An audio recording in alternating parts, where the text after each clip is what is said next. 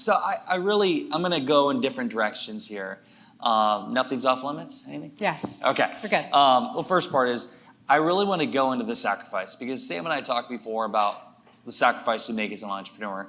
Can you go really detail some of the real sacrifices you had to make to become Olympian?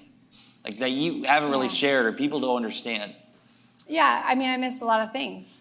I missed weddings, I missed funerals, my grandmother's. I was with Team USA in another country. I missed, birthdays, high school, I don't know why I'm crying. I missed high school, graduation stuff. I missed a lot. But the way we viewed it is it was a deposit, what we were putting in, because we were getting something that we could have never otherwise had. When I had my son, that was the hardest. Because we didn't make a lot of money as Olympians for softball. A couple of players did, but most of us didn't. And we traveled a lot. And so I had to look at the schedule and figure out where he could come and where I could get someone to come and watch him. And a couple times my husband and my mom, and I just had different people it took a village, it really did. But I added up the time that I left my son, who was 2 at the time, and I added it up, and it was 4 months. 4 months during that short period of time that I left. But it was never in a row, you know what I mean? The Olympics was 4 weeks in a row. That was the longest and the hardest. I came home after winning the gold medal. This little 3-year-old, he ignored me.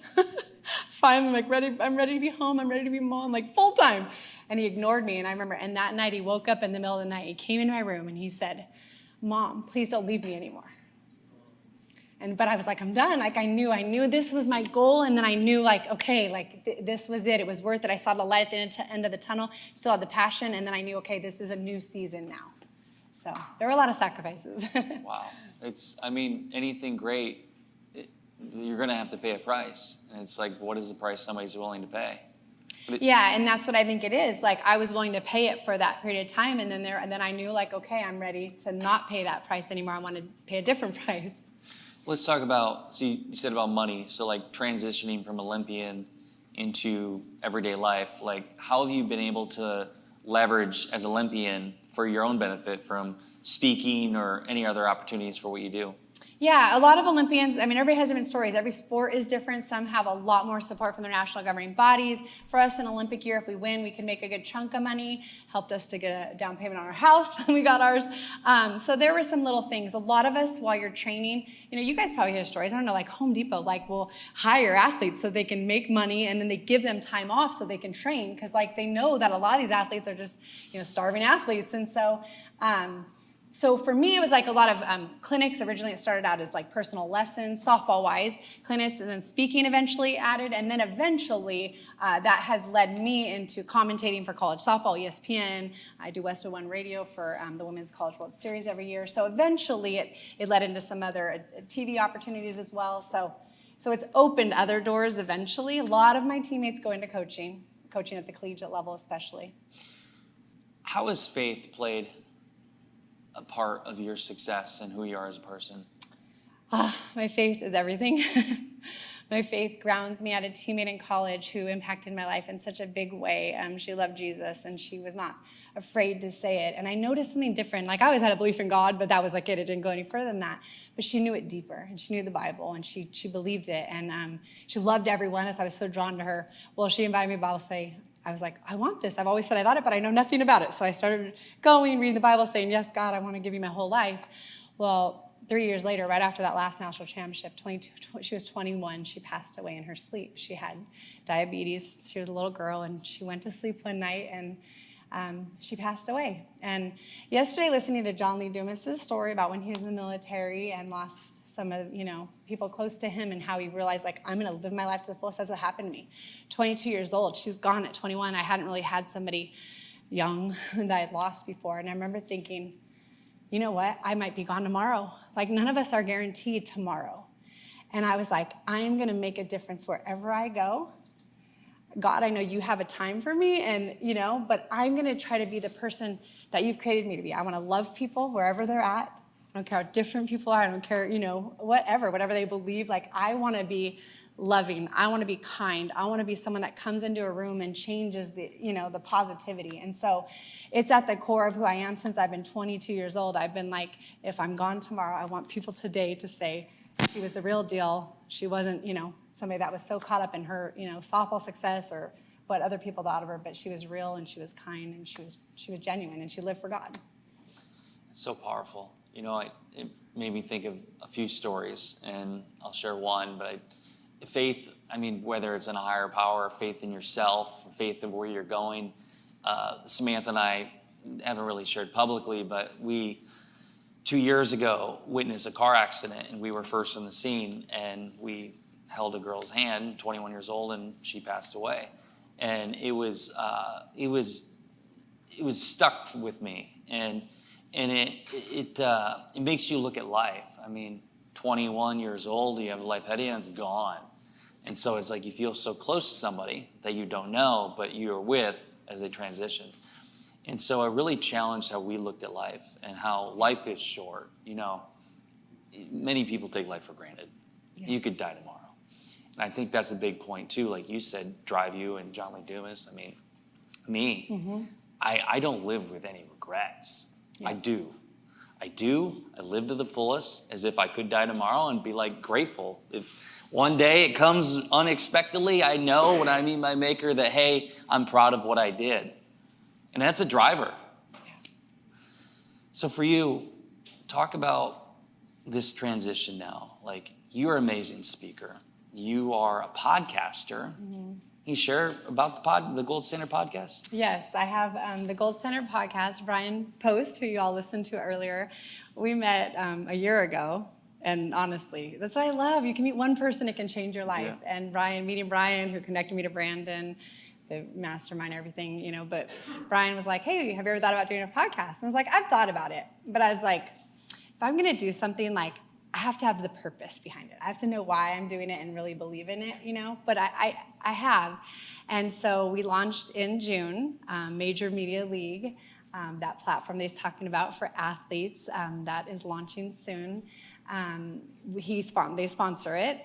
And so we have, I think we're about episode 16 just launched yesterday. It's called The Gold Standard with Leah Amico. And up until now, I've been interviewing other pro or Olympic athletes and talking about the gold standard. So it's an acronym. So G stands for goals, O stands for overcoming obstacles, L stands for leadership, and then D is dedication and drive, because I feel like those core pieces are were so essential to me winning gold. So I talked to these athletes about how that translated into everything we do. They were the elite level at what they did. So how do you transition now that in a new area? You train for so long.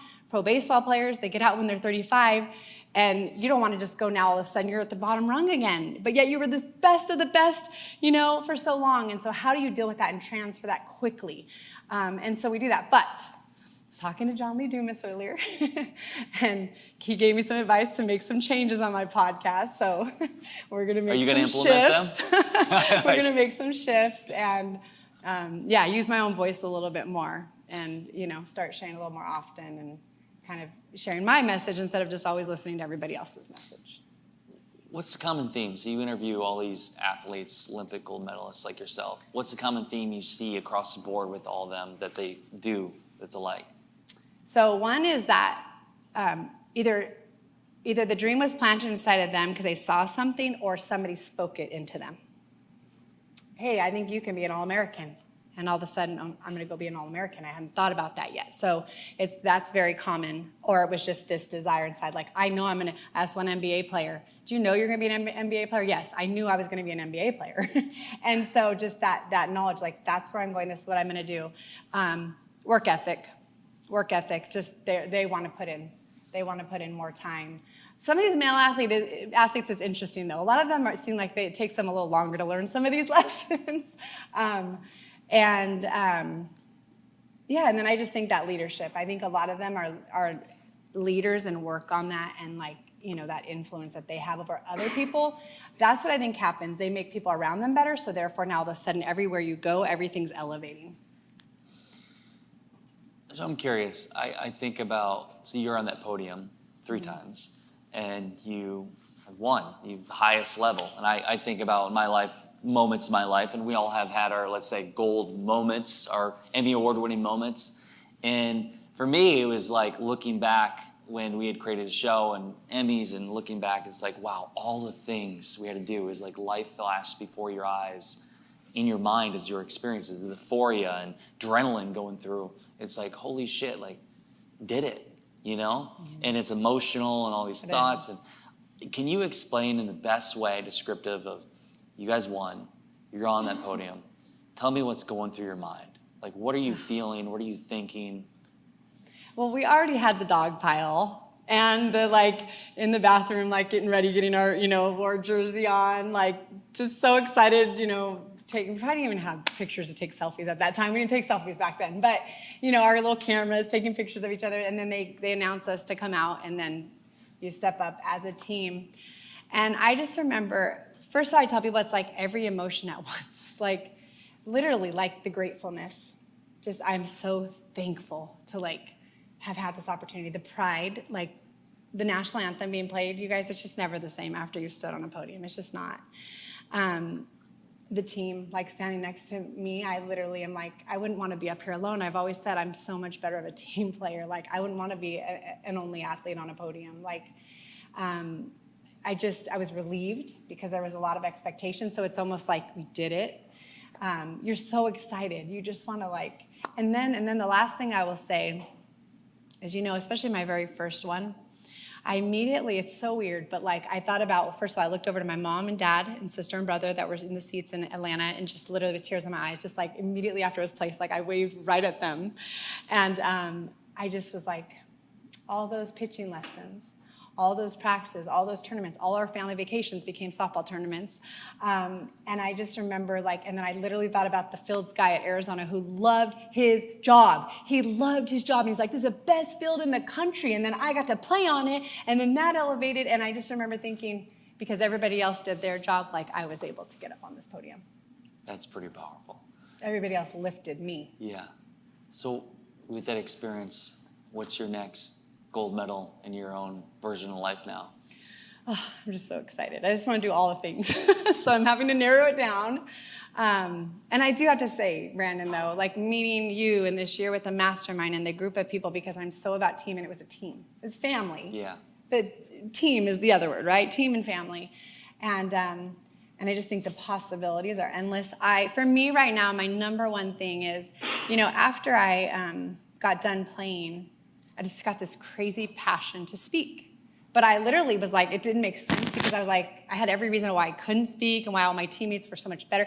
Today we're at lunch, and Brian says, oh, there's Jessica Mendoza, my Olympic teammate. She does all the MLB stuff on ESPN, and Jenny Finch is always everywhere. But I was like, I'm supposed to speak. And I've done a lot of speaking in a lot of different environments and arenas. And it's just, because people have asked me to come and speak, I'm like, okay, but this Rise and Record, as well as this past year of just deciding that's the direction I want to go in. I want to be able to get on some bigger stages, into some new environments, to, hopefully be able to encourage and inspire and remind people of the importance of team and perseverance, and, just really that belief in ourselves that can take us to new heights in whatever we're doing. So I'm a sponge. Mm-hmm. Everything that was said yesterday, I'm listening to, and I want to go apply it today. But I'm just hoping that, some new doors of opportunity, and maybe with this podcast as well, can impact some lives. The good news is we are in a room of very powerful people that I'm sure they know somebody, or maybe the person that want to hire you to speak. Yeah. So that gives a good little jump start. Thank you so much for everything you've done. I appreciate you, and let's give her a round of applause. Thank you all. Great job.